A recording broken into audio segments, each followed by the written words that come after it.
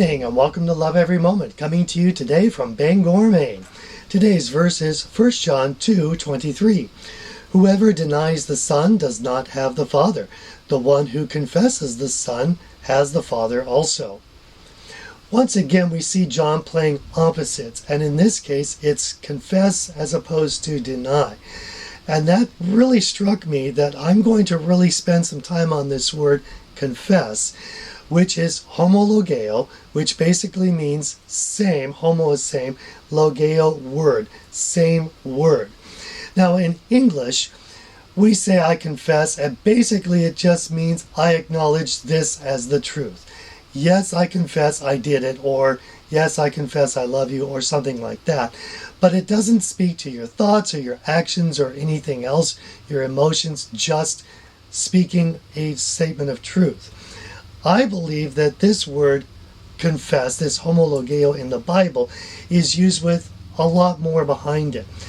If indeed it is the opposite of deny, think about it this way. If we deny Jesus, we say, no, I don't believe in you. No, you are not the Son of God. No, you are not my master. And no, I will not obey you. Or maybe pulling it back, no, I won't obey you in everything. That is denying him. Therefore, confessing him must be all of the opposite of that. Yes, you are the Son of God. Yes, I believe in you. Yes, you are my master. And yes, I will obey you because you're the boss of me. And that means in everything, in my thoughts, in my actions, in my love, even in something mundane like my diet. If he wants to change something, if he's the boss, he gets to change it.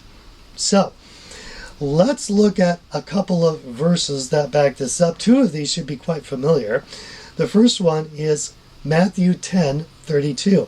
Therefore, everyone who confesses me before men, I will also confess him before my Father who is in heaven.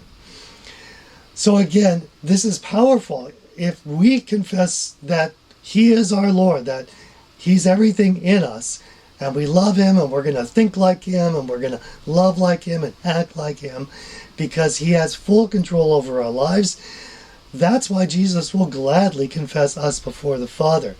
Also notice something that I'm going to come back to. It says, confesses me before men. I'm going to come back to that. Let's get our next one. Romans 10:9. That if you confess with your mouth Jesus as Lord and believe in your heart that God raised him from the dead, you will be saved. You'll be saved by this. Now, it involves confessing with your mouth Jesus as what? Lord. Again, Lord means boss. Means he gets full control. All right? So, let's look at the last one, which I pulled up last week, and out of curiosity, I had the link to last week's verse up here. It is Titus 1:16. And to introduce this, in verse 15, it talks about the pure versus the impure.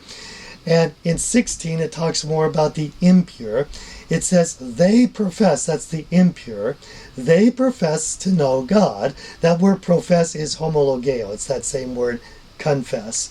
They profess to know God, but by their deeds they deny him, being detestable and disobedient and worthless for any good deed. They're giving lip service, but they didn't really confess, because that would involve making him Lord. And they deny him by not doing what he says. Now, if we really love him, we're going to want to confess him before men. Think of the story of the blind man that Jesus healed, and he confessed. His parents didn't want to confess to the Jewish synagogue that Jesus healed his son because they were afraid of being ousted. This man fully confessed, yes, Jesus healed me. He got ousted, but he got something much, much more in exchange, and that is that love relationship with Jesus. Let's show that by confessing him before men. Because if we love every moment, we're going to love every moment. I'm your average wretch, and I hope you have a great week.